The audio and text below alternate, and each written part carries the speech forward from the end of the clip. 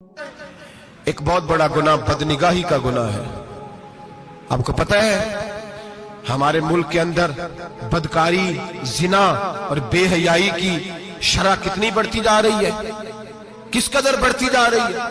وہ لوگ جو نکاح کر لیتے ہیں وہ بھی اپنی نگاہوں کو، میں اکثر کہتا ہوں، حضور نے فرمایا نکاح آدھا ایمان ہے، جس نے نکاح کر لیا اس کا ایمان مکمل ہو گیا۔ تو جو نکاح کے بعد بھی باز نہ آیا، میں اس کو بے ایمان نہیں کہتا، لیکن نبی پاک نے فرمایا جو نکاح کر لے اس کا ایمان ہے، بولیے ایمان محفوظ ہو گیا، اس کا ایمان، سارے بولیے ایمان، اور جو پھر بھی باز نہ آئے، حضور کہہ رہے ایمان مکمل ہو گیا، اور جو نہ باز آیا کیا فتویٰ دیا جائے حدیث کی روشنی میں؟ میرے نبی پاک کی بارگاہ میں عورتیں آئیں توبہ کرنے، بیعت کرنے، مسلمان ہونے، تو حضور بیعت لیتے وقت فرمانے لگے میرے ساتھ وعدہ کرو، جھوٹ نہیں بولو گی، غیبت نہیں کرو گی، زنا نہیں کرو۔ ایک عورت بول پڑی، کہنے لگی یا رسول اللہ صلی اللہ علیہ وسلم میں مسلمان تو نہیں پر خاندانی ہوں، میرے گھر والوں کے ذہن میں بھی کبھی زنا کا خیال نہیں آیا، ہم تو اسے خاندانوں کے وقار کے خلاف سمجھتے ہیں۔ روز بری نظر سے کسی کو دیکھنا اور کسی کے بارے میں غلط باتیں، ناراض نہ ہونا۔ بہت سارے بوڑھے بھی لذت لے لے کے جرم بیان کرتے ہیں، گناہ بیان کرتے ہیں، غلط باتیں کرتے ہیں، کسی عورت کے بارے میں تبصرہ کرتے ہیں۔ کیا سمجھتے ہیں مرد اور عورت معاذ اللہ تعالیٰ ایک کمرے میں جا کے بدکاری کرے تو وہی زنا ہے؟ میری طرف دیکھیے اور جھانک کر کے سنیے کیا عرض کر رہا ہوں، ادھر دیکھیں میری طرف۔ نبی پاک صلی اللہ علیہ وسلم نے فرمایا زنا زبان کا بھی ہوتا ہے، زنا کان کا بھی ہوتا ہے، زنا آنکھ کا بھی ہوتا ہے۔ حضور کس طرح فرمایا جس نے گند دیکھا اس نے آنکھ کا زنا کیا، جس نے لذت لے کے سنا چپ نہیں کرایا، پوری بات سنی، وہ بھی زانی ہے، اور جس نے گندی بات بولی وہ منہ کا زانی ہے، جس نے گند سوچا وہ دماغ کا زانی ہے۔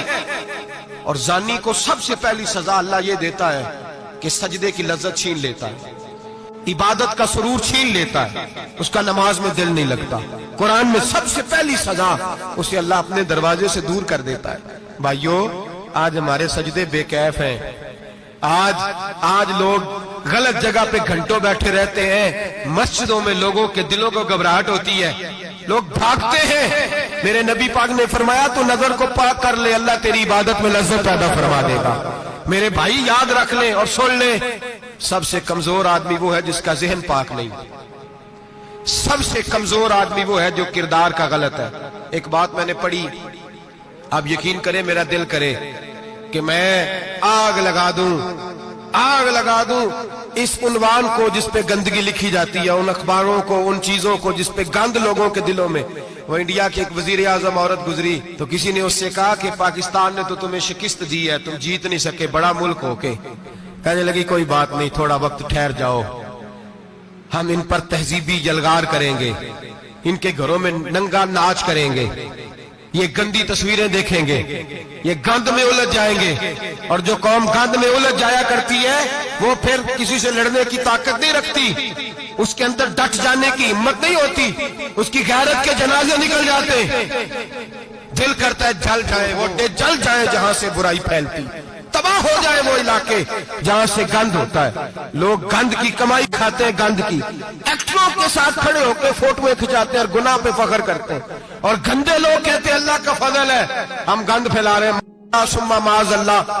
لوگ گناہ پہ فخر کرتے ہیں چوکوں چوراہوں میں۔ محمد بن قاسم آئے ہندوستان پہ راجہ دہر کے مقابلے میں، نوجوان میری طرف دیکھیں اور صحیح ہو کے بیٹھے، خاصے صحیح ہو کے بیٹھے، تقریر نہیں کر رہا، جذبات کا، میرے جذبات سنیں، دل کے پھپولے جل رہے ہیں سینے کے داغ سے، اللہ کی قسم روح کی گہرائی سے بات کر رہا ہوں، وہ بات کر رہا ہوں جو سینہ کہہ رہا ہے کہ پھٹ جائے اور کہنا نہ پڑے۔ قرآن و حدیث پڑھتے ہیں اور پھر اپنا حال دیکھتے ہیں تو لگتا یہ ہے کہ عذاب قریب آ گیا ہے، لگتا ہے زمین پھٹنے والی ہے، آسمان گرنے والا، لگتا ہے قریب آ گیا ہے سارا کچھ۔ سمجھے کیا عرض کر، یہ بات اگر آپ سمجھ گئے تو قیمت وصول ہو گئی، اس کو سمجھ گئے تو سمجھ لیں آپ کے مزاج کے اندر اللہ نے تبدیلی پیدا کر دی۔ محمد بن قاسم 18 سال کا جوان، ایک عورت کی عزت پر راجہ دہر ہندو نے حملہ کیا، محمد بن قاسم بچانے آئے۔ جب ہندوستان آئے فوج تھوڑی تھی، علاقہ تھوڑا تھا، راجہ دہر کی فوج بہت زیادہ، اور پھر اپنا عرب چھوڑ کے یہاں آ کے ہندوستان میں اس کے علاقے میں اس پہ حملہ کرنا، حالات خراب تھے۔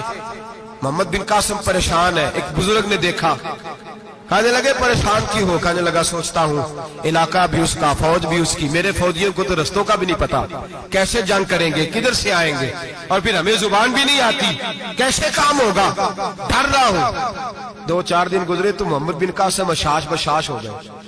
وہ بزرگ کہنے لگے خیر ہے، بڑے مطمئن ہو گئے ہو؟ کہنے لگے بس راجہ دہر ہم سے مقابلہ نہیں کر سکتا، راجہ دہر ہمارے مقابلے میں کھڑا نہیں ہو سکتا، وہ گرا کے گرا، وہ لڑکھڑایا کے لڑکھڑایا، ریزہ ریزہ ہو جائے گا۔ کہا آپ کو کیسے خوشخبری مل گئی؟ کہنے لگے مجھے پتا چلا ہے کہ راجہ دہر ذہن کا گندا ہے، وہ تو چچا کی بیٹی کو نہیں چھوڑتا، ماموں کی بیٹی کو نہیں چھوڑتا، خالہ کی بیٹی کو گندی نظر سے دیکھتا ہے۔ جس کا ذہن گندا ہوتا ہے وہ کسی کا مقابلہ نہیں کر سکتا، ہمیں فتح ہوگی، فتح، وہ گرے گا۔ وہ بزرگ کہتے ہیں میں سمجھ گیا کہ واقعی سے فتح ہوگی۔ آج کشمیر کیوں آزاد نہیں ہو رہا، فلسطین میں آگ کیوں لگی ہوئی ہے؟ مسلمان جب تک ذہن کا گندا ہے کمزور ہے، جب تک ذہن کا ناپاک ہے کمزور ہے۔ حضرت سعد بن ابی وقاص رضی اللہ تعالیٰ عنہ فرمایا کرتے تھے اللہ مسلمان کی مدد اتنی دیر تک کرتا رہتا ہے جتنی دیر تک مسلمان کا ذہن صاف رہتا ہے، کردار پاک رہتا ہے۔ آگ اس لیے معاشرے میں لگی ہے۔ نوجوانوں تم کہتے ہو کامیابیاں نہیں ملتی، اسے کیسے کامیابی مل سکتی ہے جس کا ذہن ہی صاف نہیں؟ وہ کیسے دنیا کی بازی جیت سکتا ہے جس کی نگاہ ہی پاک نہیں؟ وہ کیسے آگے بڑھ سکتا ہے جس کے کردار میں پاکیزگی نہیں؟ اپنے آپ کو پاک کر لو، اللہ ہر مشکل میں تمہاری مدد فرمائے گا، ہر رستے میں تمہاری مدد فرمائے گا۔ اور میں نے کہا جب آدمی ناپاک ہوتا ہے تو رب کریم اس سے عبادت کی لذت چھین لیتا ہے، اور اللہ کی سب سے بڑی سزا یہ ہے کہ کسی کو سجدہ نہ لمبا کرنا دے۔ رب کریم سب سے زیادہ اس سے ناراض ہے جس کو قرآن پاک کے کھولنے کی توفیق نہ ہو۔ سب سے زیادہ رب کریم اس شخص سے ناراض ہے جو اللہ کی بارگاہ میں جھکنے کی لذت چھوڑ جائے۔ میرے نبی پاک سید عالم علیہ السلام کے صحابہ لمبی عبادتیں کرتے تھے، لمبی۔ کسی نے کہا تھا روم کے بادشاہ تھے کہ یہ مسلمان فاتح کیوں ہو جاتے ہیں؟ تو اس نے کہا میں نے مولا علی کے زمانے میں جاسوسی کرائی تھی، پتا کیا تھا کہ ہر میدان میں کامیاب کیوں ہوتے ہیں۔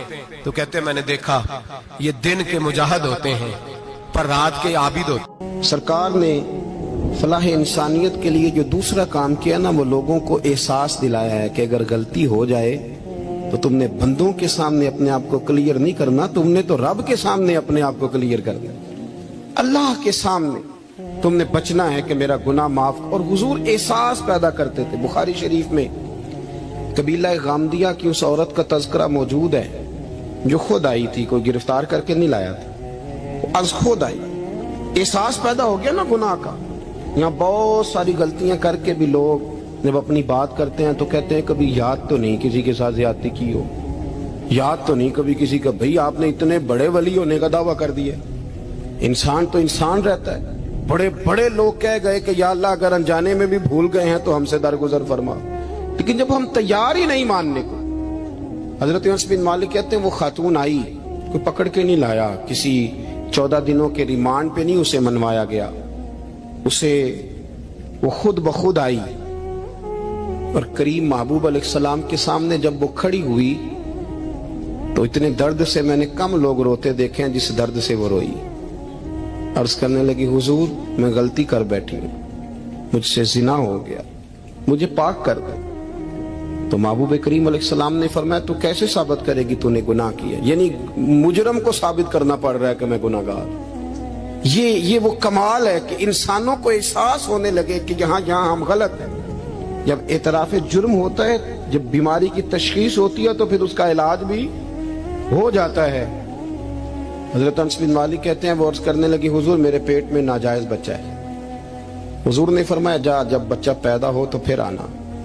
وہ 8 ماہ کے بعد آئی تو اس کی گود میں پھول سا بچہ تھا۔ حضور نے فرمایا واپس جا، جب روٹی کھانے لگ جائے تو پھر آنا۔ وہ 2 سال 2.25 سال دودھ پلاتی رہی، پھر جب آئی تو بچے کے ہاتھ میں روٹی کا ٹکڑا تھا۔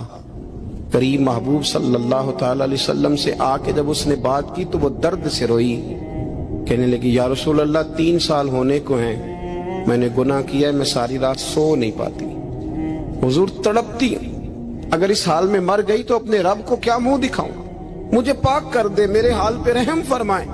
महबूब करीम सल्लल्लाहु अलैहि वसल्लम ने बच्चा एक सहाबी को दिया, फरमा बच्चों की तरह पालना, और कहा इसे ले जाओ, पत्थर मार मार के इसे संसार कर दो। सहाबा कहते हैं उसे पत्थर लग रहे थे और हुजूर बेचैनी के साथ टहल रहे थे। आके खबर दी, हुजूर वो तो विसाल कर गई, इंतकाल हो गया। फरमाया यहां तक तो बात उसकी थी। हजरत अनस बिन मालिक कहते अब महबूब करीम ने सहाबियात से फरमाया उसे गुस्ल दो, कफन पहनाओ, जनाजा तैयार हो जाए तो मुझे खबर करना। हजरत अनस बिन मालिक कहते हैं गुस्ल हुआ, कफन हुआ, जनाजा तैयार हुआ तो हैरान हम तब हुए जब मेरे महबूब ने फरमाया सफ़े बनाओ, मैं खुद जनाजा पढ़ाऊंगा, मैं खुद जनाजा पढ़ाऊं।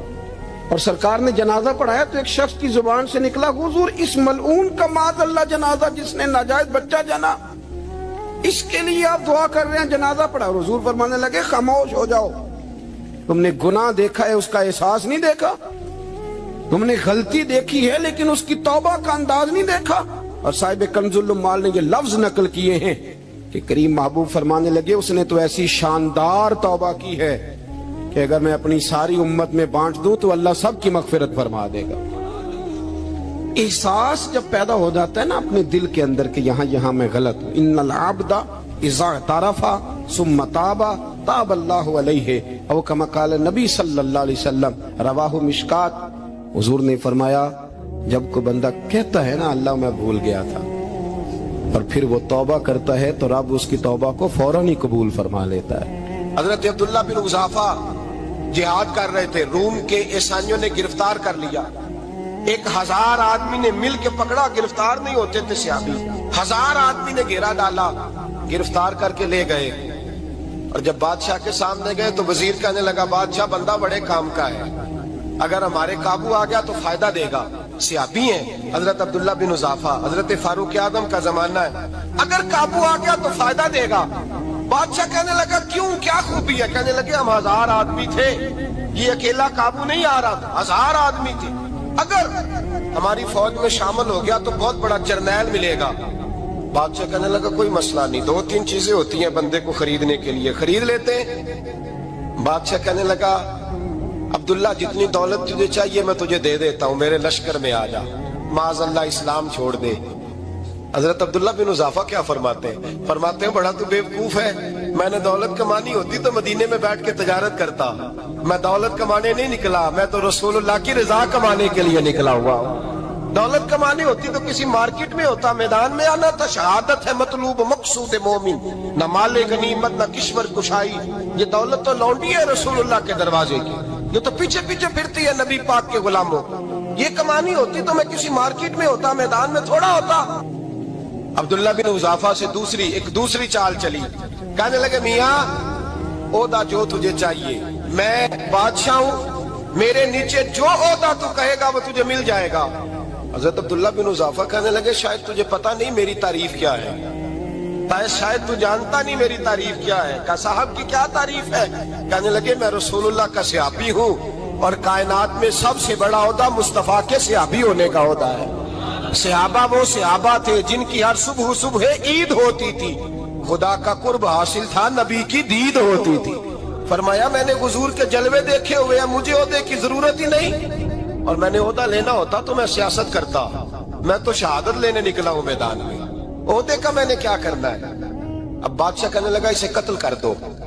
वजीर कहने लगा नहीं, एक बात और है, मुझे एक चाल और चलने दो। कहा वो क्या? कहने लगे मेरी बेटी बड़ी खूबसूरत है, मुझे मौका दो अपनी ही बेटी को सजा बना के, वो जवान जिसकी जवानी इतनी बड़ी है कि 1000 आदमी मुकाबले में खड़ा नहीं होता, उस जवान के कमरे में रात की तन्हाई में बना सवार के बीबी को भेजा। वो बीबी कहती है मैं सारी रात बन सवर के इस सहाबी के कमरे में बैठी रही, लेकिन ये क्या शख्स था, सारी रात ही मुसल्ले पे बैठा रहा, सारी रात ही। कुछ देर थक जाता तो ये करीम रसूल पे दुरूद पढ़ना शुरू कर देता। बीबी कहती है सहरी हो गई तो मैंने छू के देखा कि इंसान है कि जिन्न है, ये बंदा है कि फरिश्ता है, छू के देखा। कहने लगे पीछे हट जा, میں نے کہا میں نے تو سنا تھا تو 1000 کے مقابلے میں ہے اور تو اتنا بے حس ہے کہ بنی صبری دلہن بیٹھی ہے، تو نے نظر نہیں کی؟ عبداللہ بن حذافہ، بی بی کہتی ہے نظر پھر نہیں اٹھائی، نظر پھر جھکی ہوئی ہے. کہنے لگے بی بی میں مجبور ہوں، اب میرے اوپر کوئی حسن نہیں چلتا، میں نے جلوائے بدوحا کا دیدار کیا ہوا ہے، اب میری نگاہوں میں جچتا نہیں کوئی، اس لیے کہ جیسے میرے سرکار ہے ایسا نہیں کوئی. کبھی بھی اب نہیں کسی کا میرے اوپر جادو چلتا. میں نے مصطفیٰ کو اور کہا ذرا پیچھے ہٹ کے بیٹھ، مجھے میرے رسول نے غیر محرم سے بچنے کا حکم دیا ہے، ذرا پیچھے ہٹ کے بیٹھ. سحری کا وقت تھا. وہ بی بی کہتی ہے اس نوجوان کے جملے میرا سینہ چیر گئے، کلیجہ پھٹ گیا، چیخ نکلی، میں کفر کے عالم میں روئی. میں نے کہا مجھے بتا تو صحیح، آخر یہ جذبہ کہاں سے ملتا ہے؟ آخر یہ روشنی تو میں نے دیکھی نہیں، کہاں سے آتی ہے؟ ایک میرا باپ ہے جو بنا سور کے مجھے تیرے کمرے میں چھوڑ گیا، بتلا یہ کہاں سے کیف آتے ہیں؟ عبداللہ بن حذافہ کہنے لگے اگر کیف لینا ہے تو تو بھی میرے مصطفیٰ کا کلمہ پڑھ جا، آجا دروازے رسول پہ جھک جا، مل جائے گا. سویرے دروازے پہ باپ آیا بیٹی سے رزلٹ لینے، دروازہ کھولا تو بیٹی نقاب پہنے باہر آئی. باپ کہنے لگا کیا بنا؟ کہنے لگی پیچھے ہٹ جا، تو غیر محرم ہے، کافر ہے، میں مسلمان ہوں. اس نے کہا کیا ہوا؟ کہنے لگی تیرے جیسے کو باپ کہوں، تیرے جیسے کو جو مجھے استعمال کر رہا تھا. میں تجھے باپ نہیں مانتی، میں اب رسول والی ہو گئی ہوں، میں حضرت فاطمہ کی کنیزہ ہو گئی ہوں، میں اب نبی کریم کی خادمہ ہوں، خبردار میرے قریب نہ آنا. یہ دعو بھی ناکام ہوا. اب حضرت عبداللہ بن حذافہ کے سامنے موت کھڑی کی، ایک کڑا میں تیل گرم کیا، کہنے لگے تجھے اس میں جلایا جائے گا. حضرت عبداللہ بن حذافہ رضی اللہ تعالیٰ عنہ جب جلنے کے قریب ہوئے تو رونے لگے. روم کا بادشاہ کہنے لگا شاید ڈر گیا ہے. کہنے لگے اب سمجھ آئی ہے، اب تجھے پتا چلا ہے، چلا آ جا. حضرت عبداللہ بن حذافہ کہنے لگے تو کافر ہے، تیری کافروں والی سوچ ہے. اس لیے نہیں رویا کہ موت سے ڈر گیا ہوں، میں تو اس لیے رویا ہوں کہ ایک جان ہے، وہ نبی پاک پہ قربان ہو رہی ہے. کاش رب مجھے 1000 جان دیتا، میں ساری مصطفیٰ پہ قربان کر دیتا. ایک سنار نے گلی میں ایک یتیم چھوٹے سے بچے کو گھومتے دیکھا تو سنار بے اولاد تھا، بچے کو اٹھا کے گھر لے آیا. 18 سال اس بچے کی پرورش کی، اس کو پالا پوسا جوان کیا. سنار کے پاس وہ دکان پہ چلا جاتا، وہ کئی دفعہ دکان پہ رہتا، کئی دفعہ گھر میں رہتا. ایک دفعہ وہ دکان پہ تھا، بچہ گھر تھا، 18 سال کا جوان. اس کی بیوی اکیلی تھی. وہ جس نے ماں بن کے پالا تھا اس نے اسی پہ حملہ کر دیا، اس کا بازو بری نیت سے تھاما. بیوی چیخی. تھوڑی دیر گزری تو وہ نوجوان پیروں میں بیٹھ گیا، کہنے لگا اماں پتہ نہیں مجھے کیا ہوا. شام کو سنار آیا، بیوی چیخنے لگی، چلانے لگی، کہنے لگی آج عجیب بات ہوئی، جس کو میں نے جگر کا خون دے دے کے پالا اسی نے گندی نظر ڈالی. سنار محو حیرت ہے. بیوی کا خیال تھا کہ لاٹھ اٹھائے گا، ڈنڈا اٹھائے گا، نوجوان کو مارے گا، لیکن وہ رونے لگ گیا. اس نے کہا آج اس نے میرا بازو تھاما ہے، جانے کیا کیا ہے. پریشان ہونے لگ گیا، سجدے میں گر گیا. کہا تو بتاتا کیوں نہیں؟ تو وہ سنار کہنے لگا اس کی غلطی نہیں، 18 سال کے بعد آج مجھ پر بھی شیطان سوار ہوا تھا.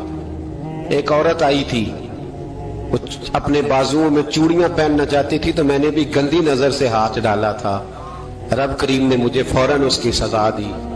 جن کے گھروں میں بیٹیاں ہوتی ہیں ان کی نظریں گندی نہیں ہوتی.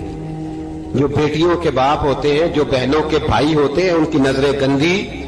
اور اگر تو ٹیلی فون کرتا ہے، تو کسی عورت کے ساتھ تعلق رکھتا ہے تو یہ بات لکھ لے، امام فخر الدین رازی 1، علامہ اسماعیل حقی 2، ملا جلال الدین رومی 3، امام خازن 4، امام جلال الدین سیوطی 5 حدیث کے استاد اور محدث لکھتے ہیں کہ اگر تو کسی پر گندی نظر ڈالے گا تو تیرا گھر بچ سکتا، یاد رکھ نہیں بچے گا. اس لیے کہ تیری نظر کسی کی بیٹی کو بیٹی سمجھ تاکہ تیری بچی کا پردہ قائم رہے.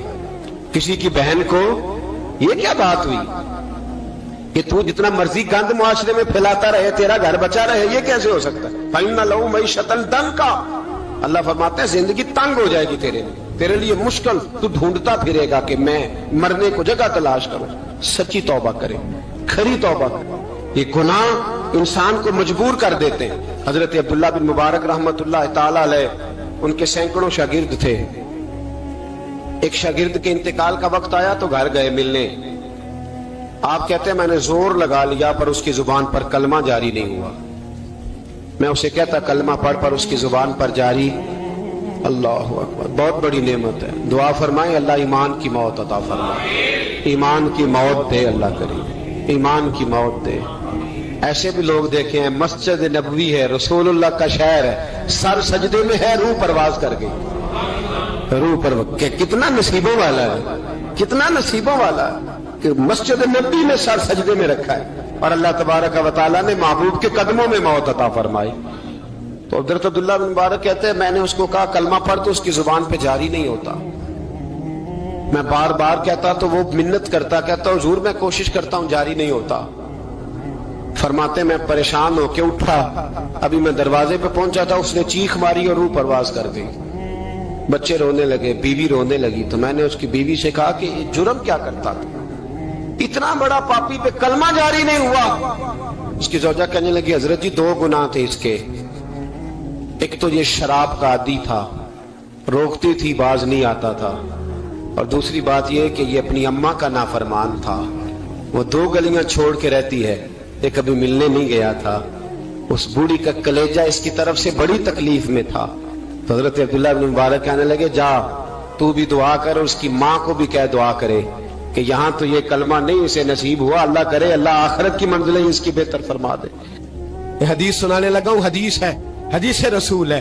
جوان خاص کر کے ذرا میری بات پہ توجہ کریں, اور بزرگ خاص کر توجہ کریں جنہوں نے تربیت کرنی ہے. سنیں, حضور کی بارگاہ میں ایک نوجوان آیا ہے, یہ سنگ میل ہے حدیث, اس کو یاد رکھنا. عرض کی حضور میں سارے گناہ چھوڑ سکتا ہوں, زنا نہیں چھوڑتا. حضور مجھے زنا کی اجازت ہونی چاہیے. میرے حبیب نے تھپکی دی, بٹھا لیا. میں کہتا ہوں حضور نے گناہگاروں کو معاشرے سے کاٹا نہیں, ان کی تربیت فرمائی ہے, ان کی تربیت فرمائی ہے, ان کو قریب فرمایا. میرے حبیب کریم صلی اللہ علیہ وسلم نے فرمایا ادھر آ بیٹھ جا, بیٹھ گئے. حضور نے فرمایا تو پسند کرتا ہے تیری ماں کے ساتھ کوئی بدکاری کرے؟ حضور نہیں. فرمایا تو پسند کرتا ہے تیری بیٹی کے ساتھ کوئی بدکاری کرے؟ یا رسول اللہ میں آنکھیں نکال دوں گا. حضور نے فرمایا تو پسند کرتا ہے تیری بہن کے ساتھ؟ حضور میں کاٹ ڈالوں گا وہ ہاتھ جو میری بہن کی طرف اٹھیں گے. فرمایا تو پسند کرتا ہے کہ تیری خالہ پھپھی ممانی کی طرف کوئی ایسی حرکت کرے؟ حضور میں کاٹ کے رکھ دوں گا ان لوگوں کو جو بات بھی کریں گے. میرے حبیب نے فرمایا اچھا جس کے ساتھ تو بدکاری کی اجازت مانگ رہا ہے وہ کسی کی ماں نہیں لگتی, وہ کسی کی بہن نہیں لگتی, اور کسی کی بیٹی نہیں ہوگی؟ یاد رکھے ملا جلال الدین رومی 1, امام غزالی 2, اعلیٰ حضرت فاضل بریلوی 3. بزرگ متفقہ طور پر لکھتے ہیں, فرماتے ہیں جو گند کے ساتھ دوسرے گھر میں تاڑتا ہے وہ اپنے گھر کی خیر منا لے. جو گندی نظر دوسروں پہ رکھتا ہے وہ اپنے گھر کی خیر منا لے. اس لیے کہ جو جرم وہ کسی کے کھاتے میں ڈالے گا وہ سزا بن کے اس کے گھر کی طرف لوٹا دیا جائے گا. جو بدکاری وہ کسی کے کھاتے میں ڈالے گا وہ سزا بن کے اللہ اس کے گھر کی طرف لوٹا دے گا. اگر اپنے گھر کو پاک رکھنا چاہتے ہو تو دوسروں کی طرف پاک نظر رکھنی شروع کر دو. اگر چاہتے ہو کہ تیرا گھر بے عجیب معاملہ ہے نا, بیٹے کو تو پسند کی شادی کی اجازت ہے تو بیٹی کو اجازت کیوں نہیں؟ اگر تیرا بیٹا پسند کی شادی کرے گا تو یاد رکھنا پھر جب کسی کی بیٹی یہ لفظ بولتی ہے پھر عزتوں کے جنازے نکلتے ہیں, پھر اوریانی فحاشی کا جو ہے وہ کلک لگتا ہے ماتھے پر. پھر یاد رکھنا چاروں جانب سے رسوائیاں تیرا نصیبہ ہوتی ہے. اگر تو بیٹی کو روکنا چاہتا ہے تو بیٹے کا ہاتھ پکڑ. اگر تو بیٹی کو صاف رکھنا چاہتا ہے تو بیٹے کو شرم و حیا کی چادر اڑا. اگر تو بیٹیوں کے کردار کی حفاظت کرنا چاہتا ہے تو پہلے بیٹے کو پابند شریعت بنا. ایک بہت بڑا گناہ بدنگاہی کا گناہ ہے. آپ کو پتہ ہے ہمارے ملک کے اندر بدکاری, زنا اور بے حیائی کی شرح کتنی بڑھتی جا رہی ہے, کس قدر بڑھتی جا رہی ہے. وہ لوگ جو نکاح کر لیتے ہیں وہ بھی اپنی نگاہوں کو, میں اکثر کہتا ہوں حضور نے فرمایا نکاح آدھا ایمان ہے. جس نے نکاح کر لیا اس کا ایمان مکمل ہو گیا. تو جو نکاح کے بعد بھی باز نہ آیا, میں اس کو بے ایمان نہیں کہتا، لیکن نبی پاک نے فرمایا جو نکاح کر لے اس کا ایمان، بولیے ایمان محفوظ ہو گیا، اس کا ایمان، سارے بولیے ایمان، اور جو پھر بھی باز نہ آئے، حضور کہہ رہے ایمان مکمل ہو گیا، اور جو نہ باز آیا کیا فتویٰ دیا جائے حدیث کی روشنی میں؟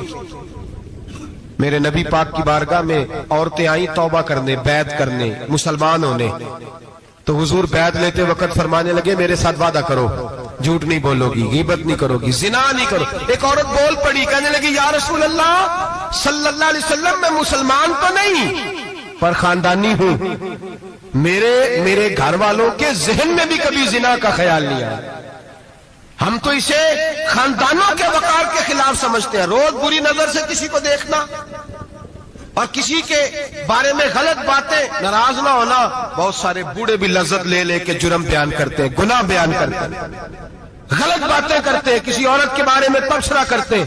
کیا سمجھتے ہیں مرد اور عورت معاذ اللہ تعالیٰ ایک کمرے میں جا کے بدکاری کرے تو وہی زنا ہے؟ میری طرف دیکھیے اور جھانک کر کے سنیے کیا عرض کر رہا ہوں، ادھر دیکھیں میری طرف۔ نبی پاک صلی اللہ علیہ وسلم نے فرمایا زنا زبان کا بھی ہوتا ہے، زنا کان کا بھی ہوتا ہے، زنا آنکھ کا بھی ہوتا ہے۔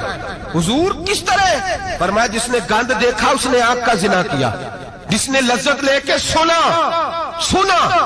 چپ نہیں کرایا، پوری بات سنی، وہ بھی زانی ہے، اور جس نے گندی بات بولی وہ منہ کا زانی ہے، جس نے گند سوچا وہ دماغ کا زانی ہے۔ اور زانی کو سب سے پہلی سزا اللہ یہ دیتا ہے کہ سجدے کی لذت چھین لیتا ہے، عبادت کا سرور چھین لیتا ہے، اس کا نماز میں دل نہیں لگتا۔ قرآن میں سب سے پہلی سزا اسے اللہ اپنے دروازے سے دور کر دیتا ہے۔ بھائیو آج ہمارے سجدے بے کیف ہیں، آج لوگ غلط جگہ پہ گھنٹوں بیٹھے رہتے ہیں، مسجدوں میں لوگوں کے دلوں کو گھبراہٹ ہوتی ہے، لوگ بھاگتے ہیں۔ میرے نبی پاک نے فرمایا تو نظر کو پاک کر لے، اللہ تیری عبادت میں لذت پیدا فرما دے گا۔ میرے بھائی یاد رکھ لیں اور سن لیں، سب سے کمزور آدمی وہ ہے جس کا ذہن پاک نہیں، سب سے کمزور آدمی وہ ہے جو کردار کا غلط ہے۔ ایک بات میں نے پڑھی، آپ یقین کریں میرا دل کرے کہ میں آگ لگا دوں اس عنوان کو جس پہ گندگی لکھی جاتی ہے، ان اخباروں کو، ان چیزوں کو جس پہ گند لوگوں کے دلوں میں۔ وہ انڈیا کی ایک وزیر اعظم عورت گزری تو کسی نے اس سے کہا کہ پاکستان نے تو تمہیں شکست دی ہے، تم جیت نہیں سکے بڑا ملک ہو کے۔ کہنے لگی کوئی بات نہیں، تھوڑا وقت ٹھہر جاؤ، ہم ان پر تہذیبی یلغار کریں گے، ان کے گھروں میں ننگا ناچ کریں گے، یہ گندی تصویریں دیکھیں گے، یہ گند میں الجھ جائیں گے۔ اور جو قوم گند میں الجھ جایا کرتی ہے وہ پھر کسی سے لڑنے کی طاقت نہیں رکھتی، اس کے اندر ڈٹ جانے کی ہمت نہیں ہوتی، اس کی غیرت کے جنازے نکل جاتے ہیں۔ دل کرتا ہے جل جائے وہ جل جائے جہاں سے برائی پھیلتی، تباہ ہو جائے وہ علاقے جہاں سے گند ہوتا ہے۔ لوگ گند کی کمائی کھاتے ہیں، گند کی، ایکٹروں کے ساتھ کھڑے ہو کے فوٹویں کھچاتے ہیں اور گناہ پہ فخر کرتے ہیں، اور گندے لوگ کہتے ہیں اللہ کا فضل ہے ہم گند پھیلا رہے ہیں، ثم معاذ اللہ۔ لوگ گناہ پہ فخر کرتے ہیں چوکوں چوراہوں میں۔ محمد بن قاسم آئے ہندوستان پہ راجہ دہر کے مقابلے میں، نوجوان میری طرف دیکھے اور صحیح ہو کے بیٹھے، خاصے صحیح ہو کے بیٹھے، تقریر نہیں کر رہا، جذبات کا، میرے جذبات سنیں، دل کے پھپولے جل رہے ہیں حسینے کے داغ سے، اللہ کی قسم روح کی گہرائی سے بات کر رہا ہوں، وہ بات کر رہا ہوں جو سینہ کہہ رہا ہے کہ پھٹ جائے اور کہنا نہ پڑے۔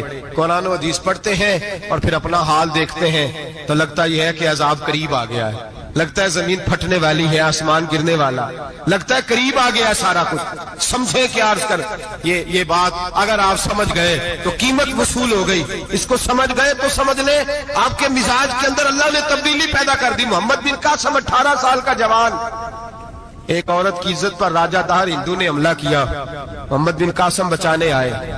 جب ہندوستان آئے فوج تھوڑی تھی، علاقہ تھوڑا تھا، راجہ دہر کی فوج بہت زیادہ، اور پھر اپنا عرب چھوڑ کے یہاں آ کے ہندوستان میں اس کے علاقے میں اس پہ حملہ کرنا، حالات خراب تھے۔ محمد بن قاسم پریشان ہے، ایک بزرگ نے دیکھا، کہنے لگے پریشان کیوں ہو؟ کہنے لگا سوچتا ہوں علاقہ بھی اس کا، فوج بھی اس کی، میرے فوجیوں کو تو رستوں کا بھی نہیں پتا، کیسے جنگ کریں گے، کدھر سے آئیں گے، اور پھر ہمیں زبان بھی نہیں آتی، کیسے کام ہوگا، ڈر رہا ہوں۔ 2-4 دن گزرے تو محمد بن قاسم اشاش بشاش ہو گئے۔ وہ بزرگ کہنے لگے خیر ہے؟ बड़े मुतमईन हो गए हो, कहने लगे बस राजा दार हमसे मुकाबला नहीं कर सकता, राजा दार हमारे मुकाबले में खड़ा नहीं हो सकता। वो गिरा के गिरा, वो लड़खड़ाया के लड़खड़ाया, रेजा रेजा हो जाएगा। आपको कैसे खुशखबरी मिल गई? कहने लगे मुझे पता चला है कि राजा दाहर जहन का गंदा है, वो तो चचा की बेटी को नहीं छोड़ता, मामू की बेटी को नहीं छोड़ता, खाला की बेटी को गंदी नजर से देखता है। जिसका जहन गंदा होता है वो किसी का मुकाबला नहीं कर सकता। हमें फतह होगी, फतह, वो गिरेगा। वो बुजुर्ग कहते हैं मैं समझ गया कि वाकई से फतह होगी। आज कश्मीर क्यों आजाद नहीं हो रहा, फलस्तीन में आग क्यों लगी हुई है? मुसलमान जब तक जहन का गंदा है, कमजोर है, जब तक जहन का नापाक है, कमजोर है। हजरत साद बिन अबी वकास रजी अल्लाह तआला अन्हु फरमाया करते थे, अल्लाह मुसलमान की मदद उतनी देर तक करता रहता है जितनी देर तक मुसलमान का जहन साफ रहता है, किरदार पाक रहता है। आग इसलिए मुआशरे में लगी है। नौजवानों, तुम कहते हो कामयाबियां नहीं मिलती, उसे कैसे कामयाबी मिल सकती है जिसका जहन ही साफ नहीं? वो कैसे दुनिया की बाजी जीत सकता है जिसकी निगाह ही पाक नहीं? वो कैसे आगे बढ़ सकता है जिसके किरदार में पाकीज़गी नहीं? अपने आप को पाक कर लो, अल्लाह हर मुश्किल में तुम्हारी मदद फरमाएगा, हर रास्ते में तुम्हारी मदद फरमाएगा। और मैंने कहा जब आदमी नापाक होता है तो रब करीम उससे इबादत की लज्जत छीन लेता है। और अल्लाह की सबसे बड़ी सजा यह है कि किसी को सजदा न लंबा करना दे। रब करीम सबसे ज्यादा उससे नाराज है जिसको कुरान पाक के खोलने की तौफीक ना हो। सबसे ज्यादा रब करीम उस शख्स से नाराज है जो अल्लाह की बारगाह में झुकने की लज्जत छोड़ जाए। मेरे नबी पाक सैयद आलम अलैहिस्सलाम के सहाबा लंबी इबादतें करते थे, लंबी। किसी ने कहा था, रूम के बादशाह थे, कि ये मुसलमान फातेह क्यों हो जाते हैं? तो उसने कहा मैंने मौला अली के जमाने में जासूसी कराई थी, पता किया था कि हर मैदान में कामयाब क्यों होते हैं। तो कहते मैंने देखा ये दिन के मुजाहिद होते हैं पर रात के आबिद होते हैं। अब आगे बढ़ते हैं। कुरान मजीद ने सूरह नूर की आयत नंबर 30 में कहा कि कुल लिल मुमिनीन यगुद्दु मिन अबसारिहिम, फरमाया कि ए महबूब अलैहिस्सलाम मोमिन मर्दों से कह दो कि अपनी नजरें झुका के रखें, अपनी नजरें। और अगली आयत में फरमाया वकुल लिल मुमिनाती यगदुदन मिन अबसारिहिन्न, फरमाया कि ए महबूब मोमिन औरतों से भी कह दो कि अपनी नजरें झुका। मर्द भी अपनी नजर झुका के रखेगा औरत की तरफ, लेकिन ये सारी पाबंदी सिर्फ मर्द पर नहीं, औरत भी गैर महरम का चेहरा नहीं देखेगी, उस पर भी उसी तरह नजर झुकाने का हुक्म है जिस तरह के वो हर दुकानदार को भाईजान कह के गुफ्तगू करने की उसको भी इजाजत नहीं है कि वो समझे कि पाबंदी तो मर्द ने करनी थी, मैंने थोड़ी करनी थी। वो जिसके पास जाए, जहां भी जाए, डॉक्टर के पास जाए, बाहर जाए, तो वो जिस तरह मर्जी उसका दिल चाहे वो बातचीत करे, इसकी औरत को भी इजाजत इस्लाम नहीं देता। बुनियादी तौर पे इस्लाम शर्म और हया का दीन है, हया की बात करता है। हया की जब हम तारीफ करते हैं तो हया की तारीफ ये है कि कोई कभी चीज देख के ना तो आपकी तबीयत में कराहत महसूस हो, आप कोई गलत जुमला मुंह से निकालते हुए जरा झिझकें, आप कोई गलत बात करते हुए थोड़ा बोझ महसूस करें। हमारे यहाँ तेजी से फरोग पाया है बेहयाई ने। संगियों की महफिलें, यारों की महफिलें, उसमें गलीज गुफ्तगू होती है, इल्ला माशा। जिन दोस्तों को बड़ी पाक साफ गुफ्तगू करनी चाहिए। दोस्ती का रिश्ता बड़ा मुकद्दस रिश्ता है। जो यहाँ एक दूसरे से प्यार करेंगे जन्नत में भी इकट्ठे दाखिल किए जाएंगे। शर्त यह है कि प्यार अल्लाह रसूल की रिजा के लिए हो, लेकिन उसके अंदर अगर आपकी गुफ्तगू कच्ची हो, कमजोर हो, फाशी वाली हो, उरियानी वाली हो, वो हमारे यहाँ तो अब इसको लोग फैशन समझते हैं, इसको मर्दानगी की अलामत समझते हैं कि वो जी सारी बातें जी वहां हो गई और जिसका जो जी चाहा उसने कहा। आप जब हया के दायरे में होते हैं तो आप खुद भी सुकून महसूस करते हैं। देखे ना, आपको नींद सुकून से कहाँ आती है? जहां कमरा बंद हो, चारों जानब दीवार है, ऊपर छत है, खाली दरवाजा भी खुला हुआ हो ना, तो जब बंदा सुकून लेना चाहता है तो कहता है यार जरा दरवाजा जरा बंद कर दो। वो अच्छी तरह अपने आप को छुपा लेता है ना हया के पर्दे में, तो अल्लाह उसे सुकून अता करता है। और जो उससे भी ज्यादा ठंडी नींद में जाना चाहता है वो कहता है लाइट भी बंद कर दो। अब वो मुकम्मल तौर पे समझता है कि मैं चारों जानिब से छुप गया हूं, अगर मैं खुल के भी सो जाऊंगा तो मेरा चूंकि पर्दा कायम है तो मुझे कोई दुश्वारी नहीं हो।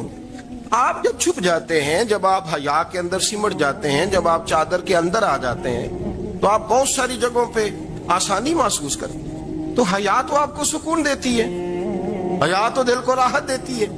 मैं बड़ी जिम्मेदारी से बात अर्ज करता हूं, कुरान मजीद ने ना एक मकाम पे मजाक को, एक मजा होता है खुशतबी, वो नहीं मजाक, मजाक उड़ाना। कुरान पाक ने ना मजाक को एक जगह पे जाहिलों का तरीका भी करार दिया। बनी इसराइल के लोगों से हजरत मूसा ने कहा कि गाय ज़िबा करो और एक टुकड़ा मकतूल को मारो, जिंदा होके खुद बता देगा मुझे किस बंदे ने कत्ल किया। तो कहने लगे आप हमारे साथ मजाक कर रहे हैं। तो कुरान मजीद कहता है कि हजरत सैयदना मूसा अलैहिस्सलाम फरमाने लगे आऊज़ु बिल्लाहि अन अकून मिनल जाहिलीन, फरमाने लगे मैं अल्लाह की पनाह मांगता हूं कि मैं जाहिलों में से हो जाऊं। ये मजाक करना तो जाहिलों का तरीका है। अगर आपकी जुबान से बेहयाई का जुमला निकल गया, अगर आपकी जुबान से बेहयाई का जुमला निकल गया, आपने कह दिया कि हम आजाद लोग हैं, जो मर्जी करेंगे, जो मर्जी कहेंगे, जो हमारा दिल में आएगा करेंगे, तो फिर तो लोग आपका वो अशर करेंगे कि आपसे बर्दाश्त ही नहीं होगा। जिसका लोग मजाक बना लेते हैं और जो मजाक बन जाता है फिर उसे कुछ जीने देता है। आप हया की चादर में छुपेंगे तो बचेंगे। अगर आपने अपना मजाक बनवा लिया ये कह के कि मैंने मर्जी करनी है, फिर याद रखना छुपने को जगह नहीं मिलेगी, फिर तकलीफ में आ जाएगा, फिर बहुत बड़ी अजियत का शिकार हो जाएगा। शर्म हया, अरब के अंदर जो कवारी लड़कियां थी उनमें बड़ी हया होती। अल्हम्दुलिल्लाह मैं बड़े फख्र से कहता हूं कि मेरे पंजाब की, मेरे पाकिस्तान की बेटियां भी 20 दफा उनका अब्बा कहे तेरी शादी करनी है तो वो आंख नहीं उठा पाती आज भी।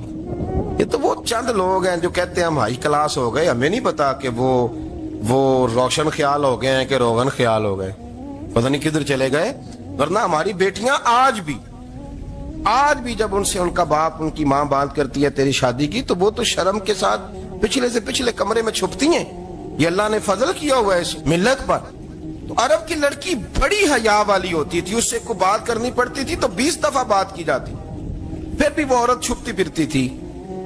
हजरत आयशा सिद्दीका रदी अल्लाह ताला अन्हा फरमाने लगी मेरे नबी पाक सल्लल्लाहु अलैहि वसल्लम अरब की कवारी लड़कियों से भी ज्यादा हया करने वाले थे। कादी एजाज मालकी ने, शेख अब्दुल हक मुहद्दिस देलवी ने, दीगर बुजुर्ग जो सीरत निगार गुजरे, उन्होंने लिखा है कि नबी पाक सल्लल्लाहु अलैहि वसल्लम के अंदर 100 मर्दों से ज्यादा ताकत थी, 100 मर्दों से ज्यादा ताकत। अब जो बात कहने लगा हूं, जो नतीजा देने लगा हूं, उस पर खास तवज्जो आप फरमाएंगे। जरा फिक्री तौर पर, नजरियाती तौर पर एक चीज को समझिए। हम समझते हैं कि जवान लड़का है जी जो मर्जी करे, उम्र है जी। आप जरा बात पर गौर कीजिएगा कि हुजूर सल्लल्लाहु अलैहि वसल्लम में ताकत 100 मर्दों से ज्यादा है और हया कवारी लड़कियों से भी ज्यादा है। जरा इस बात का तकाबुली जायजा कीजिएगा कि ताकत 100 मर्द से ज्यादा है लेकिन हया कवारी लड़की से भी ज्यादा है। इसका माना इसका माना ये हुआ कि जिस टहनी को फल ज्यादा लग जाते हैं वो झुका करती। तो हया तो हुस्न है, हया तो आपको पाक साफ करेगा, हया तो आपको निराला करेगा, अनोखा करेगा। वो हमारे एक दानिशवर है, तुमने मजमून लिखा, कई बातें बड़ी पसंद आती हैं। वो कहते हैं कि मेरी अहलिया, उनको भी किसी ने ना मिस गाइड कर दिया था, हालांकि अच्छी खातून है, किसी ने मिस गाइड कर दिया। वो भी समाजी और वेलफेयर और ये खवातीन को शौक होता ना बनने का, तो वो भी समाज के अंदर अच्छा मकाम तलाश करने के मूड में आ गई। तो कहीं एक दिन जाना था तो बड़ी बन सवर के मेरे साथ वो गाड़ी में बैठ गई। तो मैं गाड़ी में, औरतों को ये भी मसला होता है ना कि हमारी तारीफ करो, तो कई दफा बाद मर्दों बेचारों को झूठ बोलना पड़ता है, वो जबरदस्ती कराती है ना जी। तो उसमें गुंजाइश भी दी है शरीयत ने गुंजाइश दी है कि कभी बीवी को राजी करने के लिए खिलाफ वाक़या बात करनी पड़े तो कर लेनी चाहिए। तो वो कराती भी हैं। 3 मौके पर खिलाफ वाक़या बात करने की इजाजत है। वाक़े के खिलाफ भी आप बात कर सकते हैं। जंग के मौके पर 2 लोगों को सुलह कराने के लिए और बीवी को राजी करने के लिए कर लें कोई ऐसी बात, बेशक अपनी तबीयत पे जबर करके कर ले, गुंजाइश है, इजाजत है। वो कहते हैं जब वो गाड़ी में मेरे साथ बैठी बन सवर के, وہ تقاضا کرنے لگی کہ میں نے مطلب بڑے اچھے کپڑے پہنے ہیں پر آپ نے توجہ نہیں کرائی. وہ سیاںا بندہ تھا, وہ چاہ رہا تھا کہ میری خاتون سمجھ جائیں. وہ کہتے ہیں مجھے پتا تھا کہ بیچاری مس گائیڈ ہو گئی ہے, دل کی بڑی اچھی ہے, سیاਣੀ ہے, لیکن اس کو نا کچھ خواتین نے, کچھ لوگوں نے مل کے اس کو ذہن غلط کر دیا ہے کہ سماج میں نکلو, باہر جاؤ, کام کرو, فلاں کرو, اپنی مرضی سے جیو. تو میرے ساتھ گاڑی میں بیٹھی کہیں جانے کے لیے, تو مجھ سے کہنے لگی کہ آپ نے میری طرف توجہ ہی نہیں کی, آپ نے کوئی ذکر ہی نہیں کیا کہ میں کیسی لگ رہی ہوں. تو وہ کہتے ہیں میں نے اسے کہا کہ اگر تو ناراض نہ ہو تو پھر میں صحیح والی تعریف کر دوں. تو اس نے کہا کہ آپ کر دیں. تو کہتے ہیں میں نے درد سے اور خلوص سے اپنی بیوی سے کہا, خلوص کے ساتھ. میں نے کہا میں تو روز گھر ہوتا ہوں, روز شام کو گھر ہوتا ہوں, اگر تو میرے لیے تیار ہوتی تو میں تیری تعریف کرتا, لیکن آج تو باہر جانے کے لیے تیار ہوئی, تو پھر ان سے تعریف کی امید رکھ جن کے لیے تو نے تیاری کی ہے. میرے لیے تیاری کرتی تو میں تو ہر شام تیرے پاس ہوتا ہوں. کہتے وہ میرے لفظوں میں درد تھا تو وہ بھی رو پڑی. تو کہنے لگی آپ گاڑی روک دیں, مجھے باہر جا کے کسی کو راضی نہیں کرنا, میں نے اسے راضی کرنا ہے جس کو رب کریم نے میرا شوہر بنایا اور میرے لیے منتخب کیا ہے میرے ماں باپ کو. میں واپس لوٹتی ہوں. یہ ایک پہلو ہے سلگتا ہوا, اس کو سمجھا جائے. رسول کریم صلی اللہ علیہ وسلم عرب کی کواری لڑکیوں سے زیادہ حیا والے تھے, کواری لڑکیوں سے زیادہ حضور حیا فرمایا کرتے تھے. جب خانہ کعبہ کی مکہ شریف میں تعمیر ہو رہی تھی نا, اہل عرب اس کو تعمیر کر رہے تھے, تو نبی پاک صلی اللہ علیہ وسلم اپنے چچا حضرت عباس کے ساتھ خانہ کعبہ کی تعریف میں مصروف تھے. تو عرب کے لوگ چونکہ لمبا کرتا پہنتے تھے پیروں تک, تو نیچے اگر کسی وقت کوئی چیز نہیں بھی ہوتی تھی تو کسی کو وہ نظر نہیں آتی تھی, چونکہ پردہ رہتا تھا, لمبا کرتا پہنا ہوا ہوتا تھا. تو جب بچے, سرکار کی عمر مبارک بھی ابھی تھوڑی تھی, تو اس طرح بچے جب نکلتے تو وہ کئی دفعہ اپنی تہمت اتار دیتے نیچے سے, اور کوئی مزدوری کرنے لگتے تو 3-4 طے کر کے نا تہمت کی کندھے پہ رکھ لیتے, جس طرح کبھی دیہاتوں میں لوگ کپڑا سر پہ رکھتے تھے کہ اوپر اگر کوئی وزنی چیز رکھیں گے تو وہ تکلیف نہیں دے گی. نبی پاک صلی اللہ علیہ وسلم بھی سب لوگوں کے ساتھ خانہ کعبہ کی تعمیر میں شامل تھے.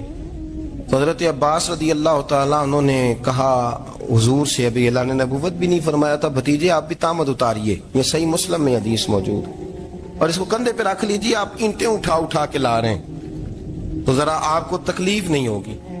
تو سرکار دو عالم صلی اللہ علیہ وسلم سے یہ بات کہی, اور پھر جلدی سے حضور کی تہمت کو نکال کے نا, حالانکہ لمبا کرتا پہنا ہوا ہے, تو وہ جیسے ہی ان کے کندھے پہ رکھا اینٹیں رکھنے کے لیے, تو سرکار تو زمین پہ گر گئے, بے ہوش ہو گئے, آنکھیں آسمان کی طرف, اور پھر حضور پکار رہے ہیں آزاری آزاری آزاری, میرا تہمت دے دو, میرا تہمت دے دو. کبھی کوئی شخص اس وجہ سے بھی بے ہوش ہوا ہے کہ میرے وجود سے کپڑا اتر گیا ہے, حالانکہ سرکار پر وہ بے ہوشی بھی نبی پاک کا وہ جو غلبہ ہے نا شرم و حیا کا, اس کی وجہ سے ہوا. ورنہ تو حضور فرماتے ہیں کہ میری آنکھیں سو جاتی ہیں, دل تو میرا اس عالم میں بھی جاگتا رہتا ہے. تو سرکار زمین پہ تشریف لے آئے, آنکھیں میرا تہمت دے دو, میرا تہمت دے دو. تو جلدی سے انہوں نے تہمت دیا تو حضور نے باندھ لیا. پھر طبیعت مبارک میں تسلی ہوئی, یعنی ہم اس رسول کے غلام ہیں کہ جن کے تو وجود سے کپڑا اتر جائے تو حضور برداشت نہیں کرتے, قبول نہیں فرماتے, تکلیف شروع ہو جاتی. لیکن یہاں نوجوان ہیں اور بڑا قد کاٹ ہے اور بڑے بڑے سمجھدار لوگ ہیں, گرمی آتی ہیں تو شارٹ کپڑے پہن کے گھومتے ہیں. ان کو خیال نہیں کہ یہ وہ والا لباس ہے جو باہر تو کیا گھر میں اماں کے سامنے نہیں پہننا چاہیے, بہنوں اور بیٹیوں کے سامنے نہیں پہننا چاہیے. آپ کی گفتگو میں شرم و حیا ہو, آپ کے لب و لہجے کے اندر حسن ہو. آپ کو پتہ ہے نبی پاک صلی اللہ علیہ وسلم نے فرمایا میری امت میں سب سے زیادہ حیا کرنے والے عثمان غنی ہیں. عثمان غنی سب سے زیادہ حیا کرنے والے. آپ فرمایا کرتے تھے جب سے حضور کا چہرہ دیکھا ہے میں نے کبھی اپنی شرمگاہ بھی نہیں دیکھی, میں نے آنکھوں کا وضو نہیں توڑا, اور جب سے حضور کے دست مبارک میں نے بیعت کے لیے سیدھا ہاتھ بڑھایا تو پھر سیدھا ہاتھ میں نے کبھی گندگی کو نہیں لگایا. حیات. آپ باتھ روم کے اندر بھی غسل فرماتے تھے تو کپڑوں سمیت کرتے تھے. کسی نے کہا حضرت جی واش روم کے اندر کیوں نہیں کپڑے اتارتے؟ آپ فرمانے لگے باہر بندوں سے حیا کرتا ہوں, اندر جاتا ہوں تو رب سے حیا آنی شروع ہو جاتی, وہ تو دیکھ رہا ہے نا. تو میں جو بات آپ کی خدمت میں عرض کرنا چاہتا ہوں اس کو آپ سمجھیے گا میرے عزیز, کہ شرم والا مزاج، گفتگو بھی شرم والی، آنکھیں بھی شرم والی، لباس بھی شرم والا، دوستی یاری بھی شرم والی، بہت ساری ایسی باتیں. دیکھیں نا آپ ذرا، میں نے کہا کہ باتوں کو سن کے گزر نہ جایا کریں، اس کی گہرائی پر غور کریں. حضور علم کا سمندر ہے، سرکار سے زیادہ علم دنیا میں کسی کے پاس موجود نہیں ہے، اور صحابہ کو موقع ملا ہوا ہے اس سمندر سے فیض لینے کا. لیکن ان کی حالت یہ ہے کہ حضرت علی المرتضیٰ فرماتے ہیں 14 دن گزر جاتے. حضور سے کوئی سوال پوچھنا ہوتا تھا پر میں شرم کے مارے نہیں پوچھ پاتا تھا. 14 دن بخاری شریف میں موجود ہے. ایک دن نبی پاک صلی اللہ علیہ وسلم نے پوچھا صحابہ سے کہ وہ کون سا درخت ہے جس کے پتے نہیں گرتے، اور وہ درخت اس طرح ہے جس طرح مومن ہوتا ہے. وہ درخت میرے مومن کی طرح بتاؤ. حضرت عبداللہ ابن عمر فرماتے مجھے پتا تھا کہ وہ کھجور کا درخت ہے، لیکن چونکہ ابو بکر صدیق بھی بیٹھے ہیں، عمر فاروق بھی بیٹھے ہیں، مولا علی بھی بیٹھے ہیں، عثمان غنی بھی بیٹھے ہیں، اتنے جید لوگ بیٹھے ہیں، تو مجھے حیا آتی تھی کہ میں کیوں جواب دوں. کہتے سرکار نے کئی دفعہ پوچھا، لوگوں نے کئی اور درخت بتائے، پر فرمایا تمہارا جواب درست نہیں ہے. آپ حیا کے اس پہلو پر غور کریں کہ سوال کا جواب آتا ہے. سوال کا جواب یعنی مجھے سوال کا جواب آتا ہو پھر میں دوں نہ، مجھے بدعزمی نہ ہو جائے گی. یہ کیسے ممکن ہے کہ میری رات گزر جائے مجھے پتا بھی تھا اور میں نے بتایا نہیں. بہت سارے لوگ آ کے بہت ساری باتیں بتاتے ہیں، بہت ساری باتیں وہ سمجھاتے ہیں، تو ہم غور سے ان کا چہرہ دیکھنے لگ جاتے ہیں، کہتے ہیں یار اس کا تو دعویٰ تھا کہ میں سمجھنے آتا ہوں، تو یہ تو ہمیں سمجھا رہا ہے. چلو الحمدللہ ہم سمجھنے کو تیار ہیں. لیکن میرے عزیز پتہ بھی ہے جواب کا، علم بھی ہے، لیکن فرماتے ہیں میری حیا نے مجھے اجازت نہ دی کہ میں جواب دوں. آپ فرماتے ہیں پھر حضور سے صحابہ نے عرض کی کہ یا رسول اللہ آپ ہی بتا دیں وہ درخت کون سا ہے. تو حضور نے فرمایا بھئی وہ کھجور کا درخت ہے. تو آپ فرماتے ہیں میں دل میں کہہ رہا تھا کہ الحمدللہ میرا جواب درست ہے، حالانکہ میں نے جواب دیا ہی نہیں. تو لفظوں میں حیا، جملوں میں حیا، آنکھوں میں حیا، اٹھنے میں حیا، بیٹھنے میں حیا، چلنے میں حیا ایک خوبصورت حسن ہے. اور نبی پاک صلی اللہ علیہ وسلم نے فرمایا جب تو بے حیا ہو جائے نا پھر تو آزاد ہے، پھر تو جو مرضی کا، پھر تو جو. اس لیے بزرگ جب کسی کو بے حیا کہتے تھے نا، اللہ اکبر، اور جب کسی کو کہتے تھے نا یہ بے حیا ہے تو لوگ سمجھتے تھے کہ کوئی ہلکی سی بات کر دی، لیکن ان کا معنی یہ ہوتا تھا کہ بس بھائی اب اس کے ساتھ کوئی کلام کرنے کی ضرورت ہے، اس کو اب اصلاح کی ضرورت نہیں، یہ بے حیا ہے. کیا معنی کہ اب یہ جو اس کے دل میں آئے گا وہ کرے گا، جو اس کی طبیعت چاہے گی وہ کرے گا. اب یہ کسی پہلو بھی قابو آنے کو تیار بے حیا ہو گیا. بے حیائی بہت بڑا عیب ہے. اور جو لوگ کہتے ہیں کہ ہمیں بالکل آزادی ہونی چاہیے، ہمارا اپنا جسم ہے تو ہماری اپنی مرضی چلے گی. ایک وزیر صاحب ہیں، پتہ نہیں میں ان کو جانتا تو نہیں، انہوں نے سینٹ میں تقریر کی ہے، میں نے ان کی بات سنی ہے. اس نے کہا نہیں بھائی جسم رب کا ہے تو مرضی بھی تو رب کریم کی چلے گی، اور مرضی بھی اللہ کی. یہ مجھے تھوڑا سا مسئلہ ہے جسم پر، کبھی کبھی مجھے کثرت سفر سے الرجی ہو جاتی ہے. میرے ساتھ لوگ نا دل سے پیار کرتے ہیں. شاید ہی کوئی اچھا ڈاکٹر ہو جس تک میرے سنگی مجھے لے کے نہ گئے ہوں، پر جسم اللہ کا ہے نا، مرضی بھی جب چاہے گا صحت دے گا. کیوں کچے کاموں میں لوگ پڑ گئے، کیوں غلط لوگ سوچ میں پڑ جاتے ہیں؟ یہ اسی کا ہے. اور جب وہ چاہے گا، آپ اس بات کو اچھے طریقے سے سمجھ لیں کہ جو اپنی مرضی چوکوں چوراہوں میں کر رہے ہوتے ہیں نا، جو مرضی گندمند، وہ جانور ہوتے ہیں، وہ جانور ہوتے ہیں جو نہ چونک دیکھتے ہیں، نہ گلی دیکھتے ہیں، نہ انہیں پتہ ہوتا ہے کہ جگہ کون سی ہے. وہ انسان، میں نے کہہ دیا جو میں نے کہنا تھا، میں نے کہہ دیا، وہ جانور ہوتے ہیں. اور جو کچھ انسان ہوتے ہیں نا، ان کے اندر کچھ نہ کچھ پھر شرم حیا بھی ہوتی ہے. وہ چوکوں چوراہوں میں وہ حرکتیں اور وہ کام نہیں کرتے جو جانور کرتے ہیں. ان کے لیے بڑے پردے ہوتے ہیں، ان کے لیے بڑی باتیں ہوتی ہے، ان کے لیے بڑا کچھ ہوتا ہے. جو بالکل آزاد ہو جائے، کوئی پتہ نہ ہو کس وقت کیا کہنا ہے کیا کرنا ہے، تو پھر وہ دائرہ انسانیت سے خارج ہو جاتا ہے. ہم آپ کو کیا دعوت دیں؟ آپ تو وہ باتیں کر رہے ہیں جو اسلام کا انسانیت کے حق میں بھی ٹھیک نہیں. آپ تو وہ والی باتیں کر رہے ہیں جن کا انسانیت بھی تقاضا نہیں کرتی کہ یہ باتیں ہونی چاہیے. لیکن ایک بات، میں تو جذباتی نہیں ہوتا، میں بڑے غور سے چیزوں کو دیکھتا ہوں، سنتا ہوں. اور نہ میں ان موسمی مینڈکوں کی. وہ مجھے عاتق صاحب کہنے لگے جی بڑے بڑے مولوی ایک بندے کے ساتھ بیٹھے ہوئے ہوتے تھے اور وہ روزے میں بڑے بڑے درس دیتا تھا تو وہ بھی فلانی فلانی حرکتیں کر رہا ہے. تو میں نے کہا ہم نے تو پرانا کہا تھا کہ موسمی مینڈک ہے, تو پرانے کہہ رہے ہیں کہ اداکار ہے. تو وہ جہاں کاسٹ کریں گے وہاں وہ اداکاری کرے گا. آپ کسی مذہبی جگہ کر لیں تو وہاں کر لے گا, کہیں اور جگہ کریں گے تو ہم تو پرانا کہہ رہے ہیں. تو کسی کو کبھی سمجھ آتی ہے تو کسی کو کبھی اور جگہ جا کے سمجھ آتی ہے.